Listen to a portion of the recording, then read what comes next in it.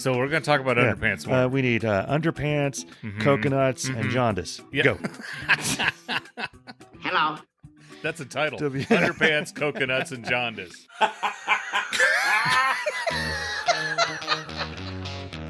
Whenever I think about the past, it just brings back so many memories.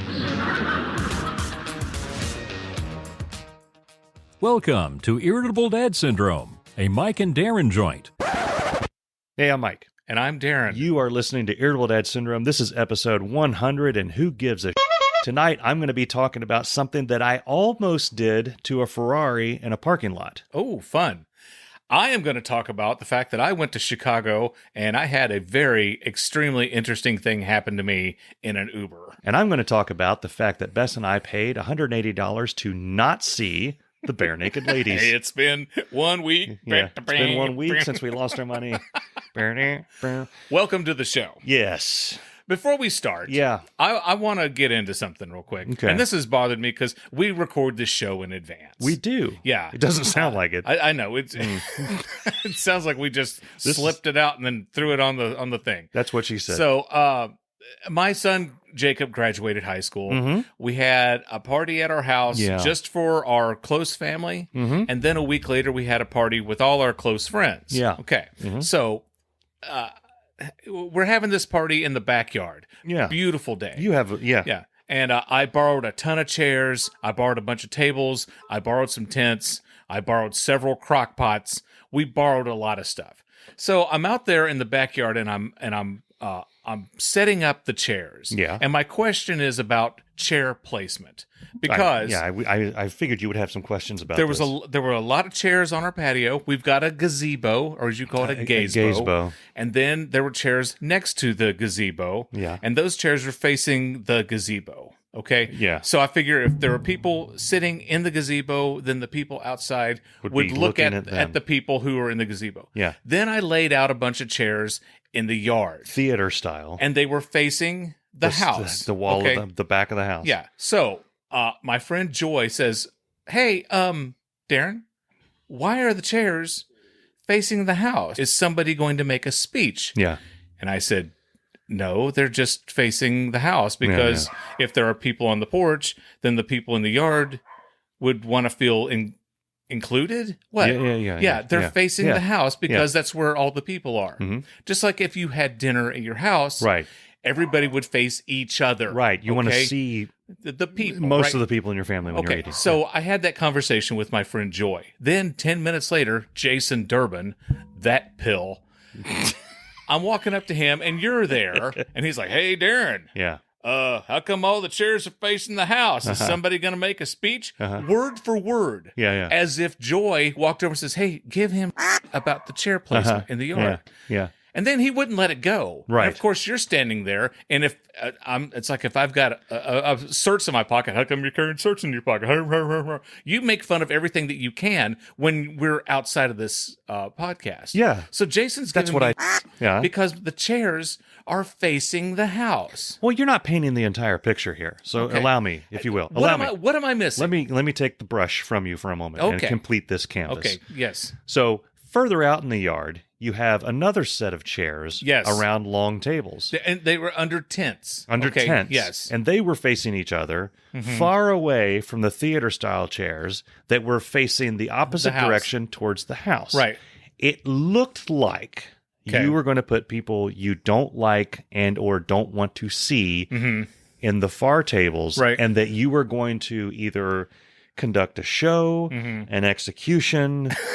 Don't know why. You were going to do some oration. Okay. I'm not going to do that with people. Okay. Talking. Exactly. Okay. Yeah. The chairs It was odd. and the tents were at the bottom of the yard because there's a hill. We can't place them on the hill. Everybody fall over. So we put them at the flat part of the yard, which is the bottom. But you faced everyone else away from them. Like, don't fraternize with those people. Okay, so that's the thing. Yeah. Those chairs should have faced the tents at the bottom of the yard. I go to a lot of concerts. Okay. I go to a lot of concerts. Okay. And sometimes I pay the premium to get the VIP treatment. Right. Right. Mm-hmm. And when you do that, you get the first couple of rows. You get like your own beer place, your own thing. Right. You get you get your own merch. You get put into the venue maybe an hour before to stand around with your martini glasses and go, oh, yes, indeed. Yes, and watch the rest of the plebeians come into the other seats. Their first album was their best album. I enjoyed the way that your yard was set up because I felt like I was in the VIP section. Okay. Right there at the front row, facing the back of your house. And I looked down and I just thought, that's for all the latecomers and the people who aren't as, you don't view as highly as everyone else. That's not true. It has nothing to do with how much we like or dislike anybody. Yeah. Because there were lots of people that I dislike that sat close to the house. Name one. There's nobody at the house that I disliked. There were people that I had no idea who they were. Like, I walked outside and there's this man and a woman sitting there, no clue who they are. Yeah. And hey, how you doing? Now my brother would go, I don't know you. Yeah. Right. I'm not like that. Yeah. I said, hi, how's it going? And thanks for coming. And I really appreciate it. Did you get enough to eat? Are you having a good time? Yeah. I'm asking all the questions. I'm trying to be a very good host. Yeah. I'm asking all the questions. And they talked to me maybe 10 minutes before they said, we're Joey's parents. Joey is a friend of Jacob. And I'm like, oh, cool. Yeah. You could have told me that 10 minutes ago. Because I'm like, do I know you from church? I'm pretty sure you don't work with Libby. And then I'm trying to, it's like, they're not any of our neighbors. I could not figure out who they were because I'd never met them before. Yeah. But here's my thing. Okay. So we had less chairs and tables than people who came to the party. Okay, but the deal is, like, if everybody shows up at once and everybody wants to eat at the same time, we wanted to be prepared. Okay. That's why we had the tables at the bottom of the yard. Yeah. Now, there's a ton of kids who were playing the Smash Brothers. Okay. And they stayed inside and played Super Smash. There's like 12, 14 kids playing Super Smash Brothers. Hence, the tables at the bottom of the yard were empty. That's why those tables were empty. Dave Lay was sick. He couldn't make it. So those were the kids' tables? Yeah. Okay. No, they weren't reserved for anybody. Okay. They were overflow. They were just there in case. They were like they would have been right up next to everything else at the house had the yard not sloped. If I may, they're like the lawn at Riverbend. Okay. Yeah. It's just the tables would have been. Yeah, they would have been all the way up to the house had the yard not sloped. Yeah. Okay. That's why they're at the bottom. Yeah. It wasn't a preference thing. But anyway, Jason couldn't wrap his head around the fact that the chairs are facing the house. He may or may not have had someone coach him before you came over. Was it you? What? I think it was you. Maybe. Did you overhear Joy asking me that? I asked her to ask you that. You did not. I did. Are you serious? Hey, what happened? And I asked Jason to ask you that. I asked everybody I ran into to come talk to you about the chairs. You. This whole time I was like, what? Word for word. Yeah. Okay. Yeah, okay. Yeah. Then, Joy, I owe you an apology. Yeah. Because you don't. But anyway, and then I want to say something else about the party. Okay. All right. We had a walking taco party. Okay. And I noticed that you had seconds. I had a few of those in college. Yeah, you had seconds on the walking tacos. I did. They were a huge hit. Yeah. But now we're trying to figure out, I think the head count was possibly 50 people. Okay. Was coming. Yeah. So I'm trying to figure out how much stuff do we get to make for this taco party. Libby, who's the smart one in the family, went on the internet, and there's a thing called a taco bar calculator. Wow. A taco bar calculator. You go on to tacobarcalculator.com and you put in how many people. It will tell you how many pounds of meat, how many jars of salsa, how many heads of lettuce, how many pounds of cheese. Holy. I went roughly by the taco bar calculator. Okay. That's why I had 3 heads of lettuce, 2 giant things of salsa. I still have tomatoes at the house. Yeah. But I made 20 pounds of taco meat. There was a lot of meat in there. Yeah, 20 pounds. And we had 5 crock pots in the house full of taco meat. I mean, I know that Andrew had a bowl. I think Charlie had a bowl. Bess had one. I had 2. We packed up a couple of bowls for Booba and Marbles. I mean, you made You made enough. We ended up giving so much taco meat to the Durbans. I did to the bring Michaels. some to my dog. Yeah, but, that's fine. But and the cake. Can I talk to you about the cake? Yeah. The illegal cake we got at Costco. That was an amazing. They always have an amazing cake. Yeah, Costco is the bomb when it comes to cake. So something else happened at the at your party that you're not aware of that is directly related to the show. So Bess and I are talking to a person who is one of Cameron's friends. Okay. And he mentioned something that sounds like something on Irritable Dad. Okay. And then Bess said, do your parents listen to the Irritable Dad Syndrome? He's like, oh, yeah. And she's like, do you listen to it? And he started, you know who I'm talking about. Miles. Yeah. And you need to go to bed, Miles. So it's a long conversation, and Bess is like tactfully trying to get more information out of him. She's like, oh, so you hear a lot of quacking? And he said, oh, yeah. Miles is like and then there's a 14 or 15 years There's old. a long uncomfortable pause, and I said, because I had to know, I said, do you watch the live stream? And he said, oh, yeah. And I said, oh, yeah. That's what I've been trying to tell you. I'm not editing myself. I know. I'm not editing myself. But if I can, hi to Miles. If I can say, when we started this podcast, we said we're gonna be clean, and then the last episode was just all and bing and ding dang. So you do all of the editing now. Occasionally I'll edit. Right. So I did a couple. I think the quacks are funny. They are funny. So we throw those in. Here's what I'm saying. Yeah. I will start editing, and you'll throw out a curse word that I have to quack, and then you'll do another one, and then a third one, and I actually start whispering in, because I usually do it in Panera. He's like, "Okay, geez, Darren, can you calm it down?" Because I have to stop every time. And I prepare myself. I'm like, this is going to be a topic on the next show. I'm going to tell Darren, just calm down, Andrew Dice Clay.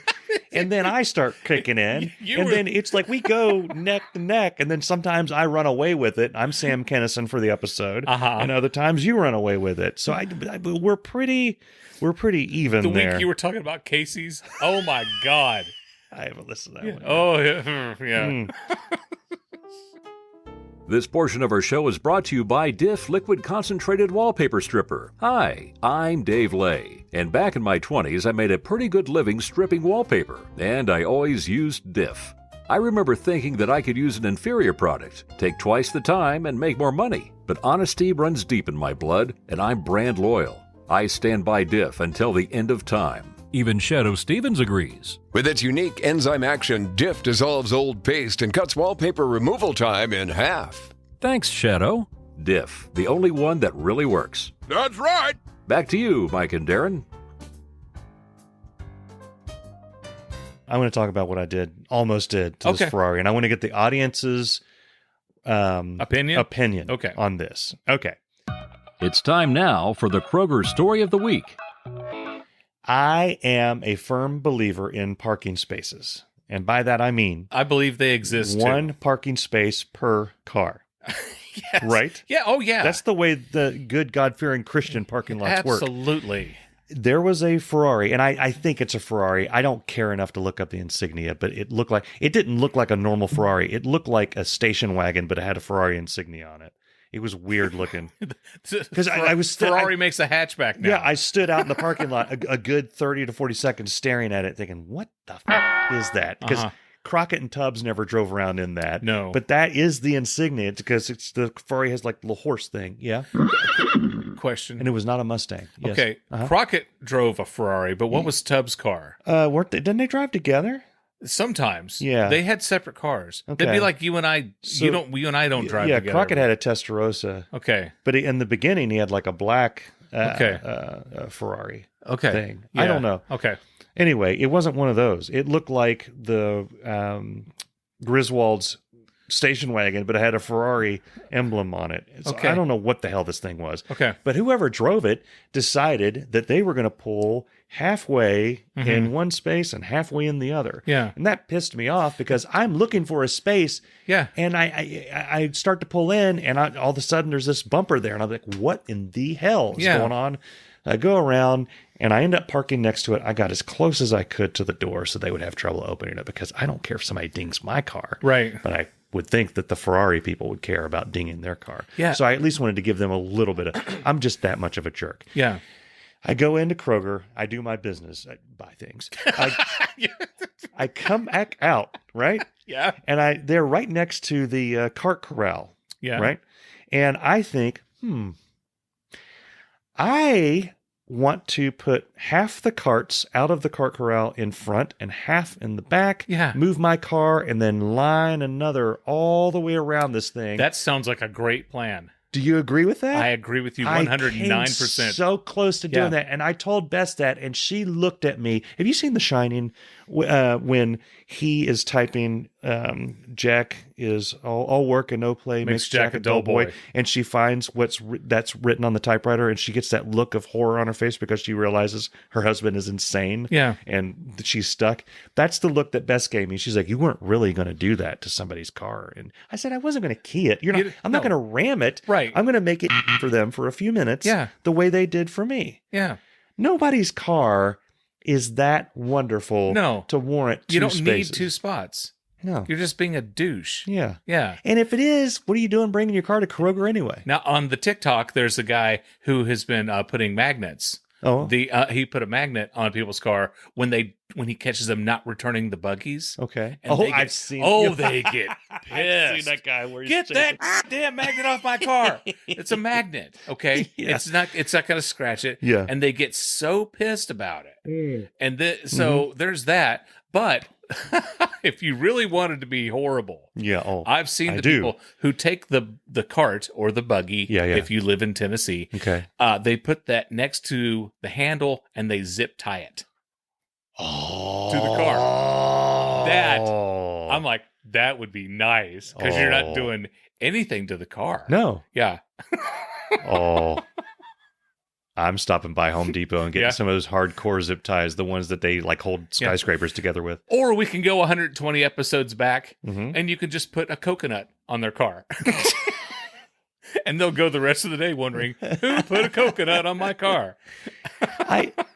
Two things stopped me from doing that. One was I didn't want to get caught doing it because I don't know what to say. What do you say at that point? You're a dude. You have to say, I'm doing this because you're a douchebag. Right, yeah. And then, you're just jealous because you don't have a Ferrari. No, I'm not. I would like to have a Ferrari. I wouldn't have chosen this one. It's a damn hatchback. See, I have what never are you doing? I have never wanted a Ferrari. Yeah. Yeah, ever. Yeah, I wanted the one that Crockett had. I like Magnum PI's one better. Yeah. As far as crazy ass awesome cars, I was always partial to the Street Hawk motorcycle. That's not a car. That's a motorcycle. Yeah. An Airwolf, but that's also not a car. This has been the Kroger Story of the Week. I went to Chicago. The Windy City. The nation's capital. Man, I love Chicago. Okay. I had so much fun, had a great time. Did you have that pizza that's like a bowl of cheese? I did not have any pizza while I was in Chicago. I'm not a fan. There's a place here in Cincinnati, in Mason, Ohio, called Two Cities Pizza, where you can get the Chicago deep dish style, or you could get the New York style pizza. See, if it were deep dish and it was all dough, I would dig that. But it's like the soup or something. For the longest time, we have gone and we've always gotten the deep dish. Okay. So we went and we brought Mom. We needed more pizza, and we got a deep dish and a New York style. Yeah. And I was like, I turned against the family. I'm like, I prefer the New York style thin crust over the deep dish Chicago style. Guy. But that's not why you called. So I went to Chicago. I had a business trip. I went up and did a promotional shoot. You work in Chicago remotely. My company is in Chicago. I work there remotely. You work for Sears. And they are centered in the Sears Tower. I make promos for Antenna TV and Rewind TV. Yeah. So I'm up there and I did a promotional shoot for Rewind TV, and then I did some training. Okay. And our team, for the first time ever, were able to go on a team dinner to celebrate all our successes over there. It was a great trip. Okay. Well, I'm on the plane. I flew up there. Yeah. I'm on the plane, and when the flight attendant does the thing, the exit doors are here and here. Here's your seatbelt. If the thing comes down and put it on your stuff, to help yourself for the flotation device, all put your that. head between your legs and pray. And exactly. stuff. Yeah. So she's going through the whole thing, and she said, "Oh, and by the way, if anybody has something around their neck, like a scarf or like a boa feather necklace or perhaps a boa constrictor, if you could take that off before we take off." What happened? That would be great. Thank you so much. And I looked, and I asked her, like, am I the only one who heard her say boa constrictor? Was that me? Yeah. And the people around me were laughing. Like, she said, if you have a boa constrictor around your neck, please take that off. Well, it's good advice. Yeah.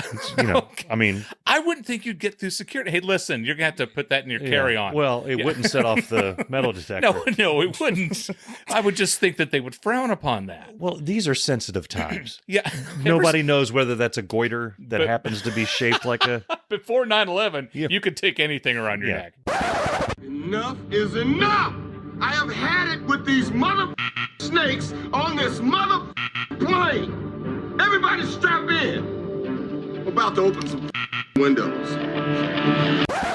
While I was in Chicago, I saw the big magic bean. The giant metal. I don't know what it is. I don't know why it's there. Yeah. It's a big bean. I don't know what has Everybody to do with gets Chicago. pictures of it. That's I did that. State law. Got it. Yeah. Went by the Hard Rock Cafe and I sent you a picture of Bono's vest. Mm-hmm. Went and had a delicious meal at the House of Blues in Chicago. Oh my God, the House of Blues is awesome. I've been to that. I've actually been to that House of Blues. Yeah, good stuff. The trip went great. It's a Friday morning and I'm heading back to the airport. Yeah. I called an Uber. Okay. I got on the phone and I said, I dialed 1-800-UBER and they sent one to my hotel. Right. So I know you don't call an Uber. I got on the app. Okay. The kids I was about to throw a boomer out at you. The kids call it an app. Yeah. Got on the app and I said, I'm at this place. I need to go to this place. Yeah. And that place was Chicago O'Hare Airport. Yeah. Boom. Confirm. I said, okay. Yeah. And then your driver will be there in 5 minutes. Okay. And you got to be. This is the craziest thing about Uber. It says you need to wait at this point. Yeah. If you're next to that point and you start spinning around, your little circle, your triangle, it'll lose its mind. Your triangle will spin around with you. That is messed up. Yeah. So and then I'm like, whoa, and then I'm standing right where I need to stand exactly. 1984, brah. My triangle You're on the grid. My triangle is right on top of the circle. Yeah. Okay. That's what she said. I'm waiting, and the Uber finally shows up. It's the red Toyota 4Runner. Of course. Yeah. That's the one you want if you're going to the airport. Guy gets out. I put my luggage in the car. Okay. He gets in there in the driver's seat. Yeah. Okay. And he says, looks at his phone. Did he offer you a mint? No. Okay. No, he did not. He looks at his phone. He says, okay, so it looks like I'm taking you to Martin Luther King Drive, which is 4.4 miles away. No. That's why I said, no. I need to go to Chicago O'Hare Airport. Yeah. To which he looks at his phone again. He goes, Google says that's Martin Luther King, 4.4 miles away. Google says this is where you're going. To which I looked at my phone, and I look. Well, my Google says that this is the address, which is not 4.4 miles away. And he's insistent. He's like, "This is where it says I'm supposed to take you." You were under the impression that it's up to you where you're going. That's the problem here, right? Yeah, right. And he just keeps insisting, "This is where it says I'm supposed to take you." Okay. I'm like, how do we solve this problem? Yeah, and I'm trying to be as nice as I can we've got a car, but I'm like, customer, and an address. Yeah. What could be done? What's the problem? Yeah. Hey, what happened? I can't go to Martin Luther King. I need to go to the airport. Yeah. I have a flight. It's not like it's an odd request from a hotel. Right. One would think that they get that quite a bit. So I said, can you not take me to the airport? And he goes, it says I'm supposed to take you here. I'm like, okay. Wait, was there a layover on Martin Luther King Drive and you're supposed to get another Uber? I don't know. I've seen Martin Luther King Drive here in Cincinnati. Yeah. I don't know what it's like there in Chicago. Yeah. So I'm like, okay, thank you. And I got out and I got my suitcase. Yeah. And I'm pissed. Yeah. And so everything and the trip had went fine. Until this guy. Up until this. What did he do? Did he drive away? He sat there for a minute. like I'm going to change my mind. You know what? Maybe I don't really I've had a need to go to change the of heart. airport. You know what? Take me to Martin I've Luther heard King. good things about this. Yeah, you've got a 4.6 rating. What could go wrong? Yeah.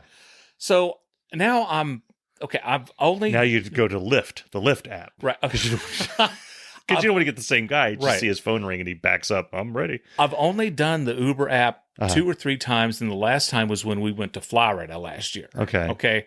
So I'm rusty with it. So I'm trying to figure out how to request another Uber when this one is still jacked up. It's still in flux. Flux. Thank you. Yeah. Thank you, Mike. You're welcome. I eventually cleared that out. Okay. And I requested another Uber, and that guy's coming within like 5 or 10 minutes. Yeah. This guy shows up. Okay.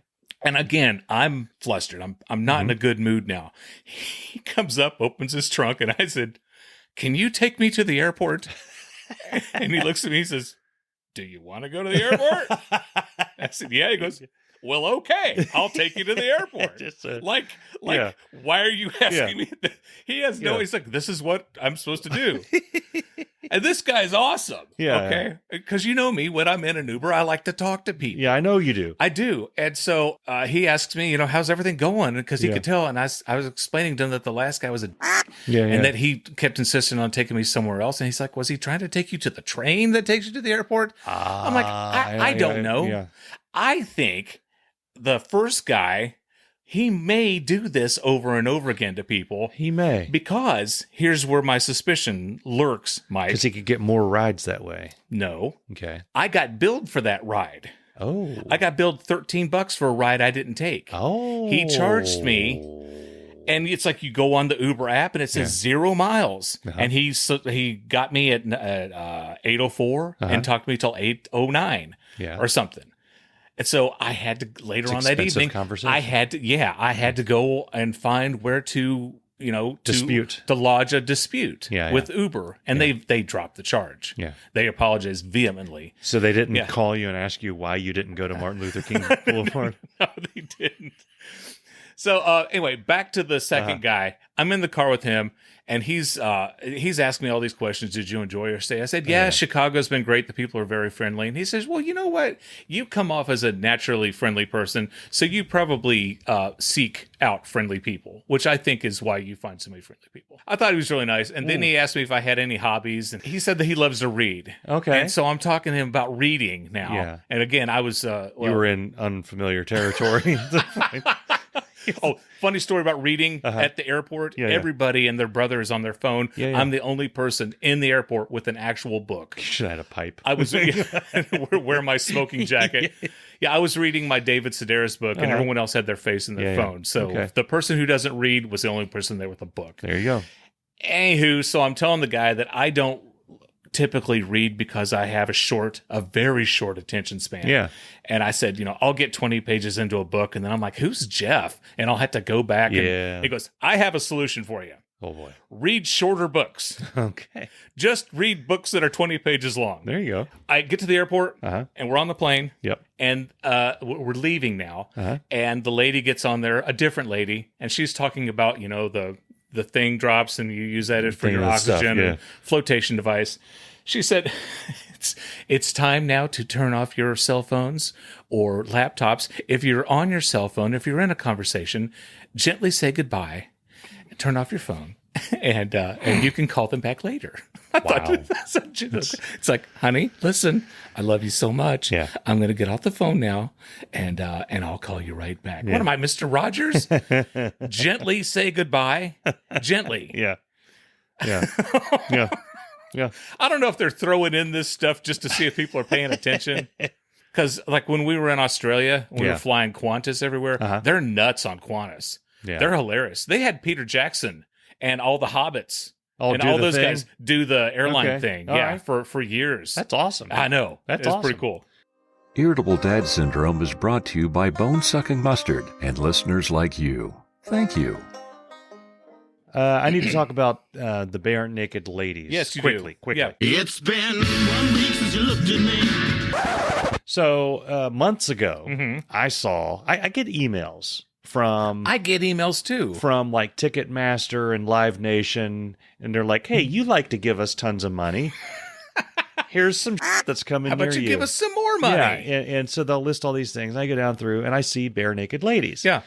And I sent a text to Bess. Do you have any desire to see any of these groups? She's like, oh, Bare Naked Ladies. And it's on Saturday. That'll work. Yeah. Okay. All right. I was like, we don't go to concerts that often together. Like I'm always going, with you guys or by myself because I'm seeing like Tool or Gojira, and those aren't really date worthy. No, they're bands. not.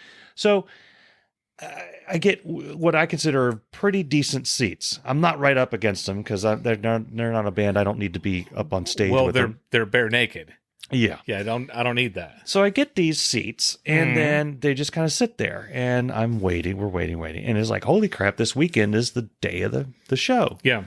And I'm actually kind of not that excited because I'm not a Bare Naked Ladies fan. I got the 1 week I like the Chinese chicken. 1 week. I like that one line in that one song. Chickadee China, the Chinese chicken. You have a drumstick and your brain stops sticking.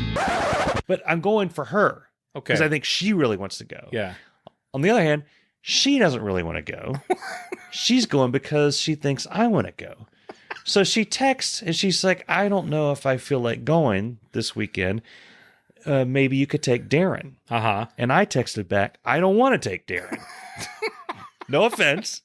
But I said, I bought the ticket for you. I want to go with you. I want to make this is a date thing. She's like, okay, all right. Okay. Yeah. So now there's tension. A day or two goes by, and I'm mowing grass the day of the concert, and I'm like, I got to go to Bare Naked Ladies in a couple hours. I really don't want to. I got to go in there. I got to take a shower.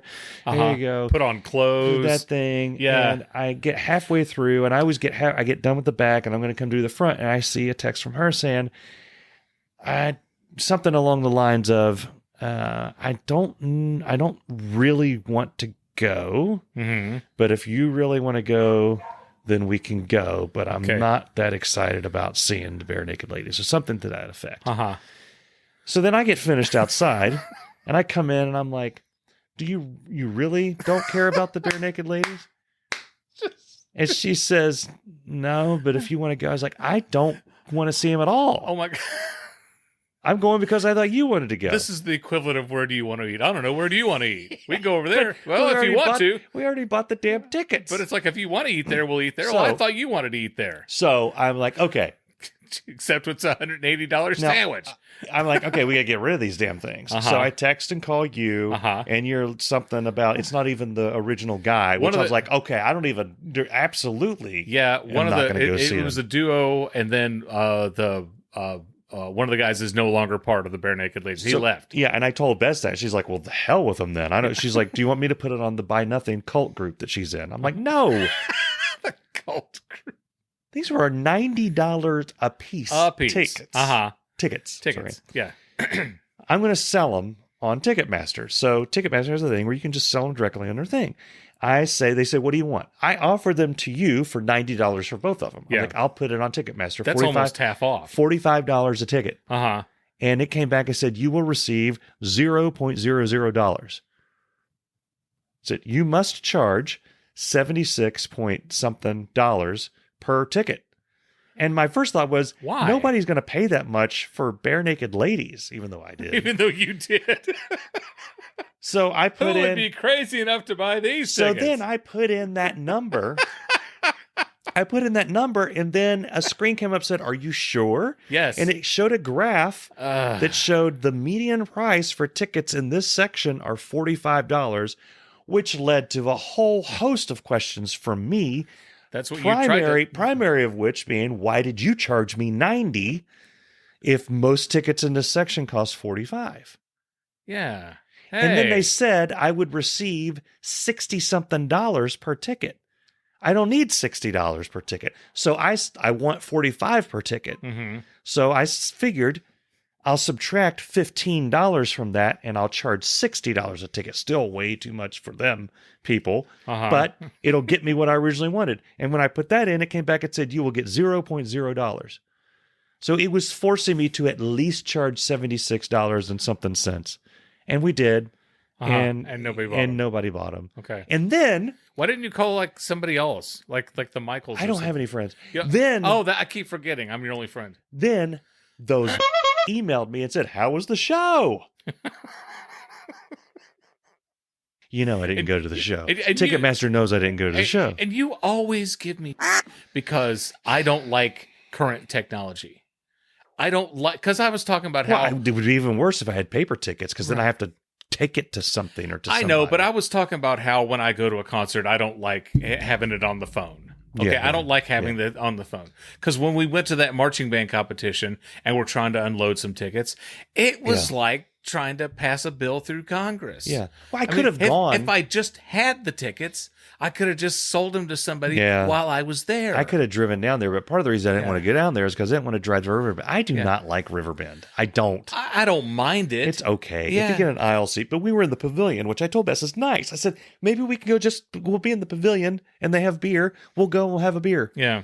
And we stared at each other like, I don't want to drive anywhere. So next time, what you guys need to do, and I'm no marriage expert. Yeah. But we should talk about it. You guys need to be open about your feelings. We did talk about it. So I bought her tickets. I bought her tickets to another show. Oh God, which one? Toad the Wet Sprocket. And does she want to go to that? And I verified. And do you want to go to that? I'm going for her. Okay.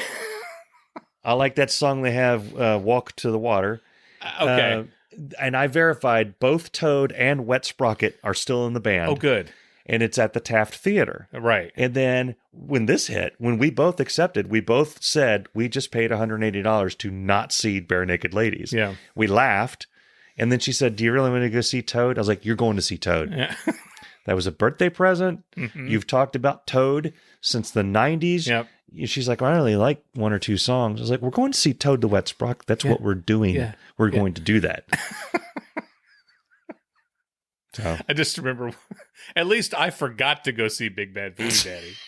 Bought the tickets, and 2 weeks after the show, I'm like, "Oh, I forgot to go to the concert." So the whole night, I'm not a person that like worries or constantly thinks about that kind of stuff. Like I just lost this amount of money, but I did that night. Diablo 4 came out, new game. I'm a Diablo freak. So I'm like, I had some time to play Diablo 4. And while the concert was going, I was thinking, I'm spending $180 right now to sit here and play this instead of sit and watch the non-Bare Naked Ladies. Right. Or at least only one of the ladies is there. The other one, they kicked out of the band. Yeah. We'd like to thank you for listening to Irritable Dad Syndrome with Mike and Darin, or Irritable Dad Syndrome with Darin and Mike. Right. We go both ways. Cincinnati's comedy podcast. If you like what we do, or if you don't, go to irritabledadsyndrome.com. You can listen to all of our episodes there. Every one of them. Hey, here's a thought. You could subscribe to the show. Yeah. And then it would just like show up in whatever app you're listening to. Then you don't have to go seek it out. Yeah. And download it. It just gives it to you. So go to your nearest computer, ask your grandson to get on http www. That stands for World Wide Web. Dot Irritable Dad Syndrome, all lowercase. Those are the small letters. Okay, the show used to be an hour. .com. And this was going to be an hour. And you hit enter. Enter.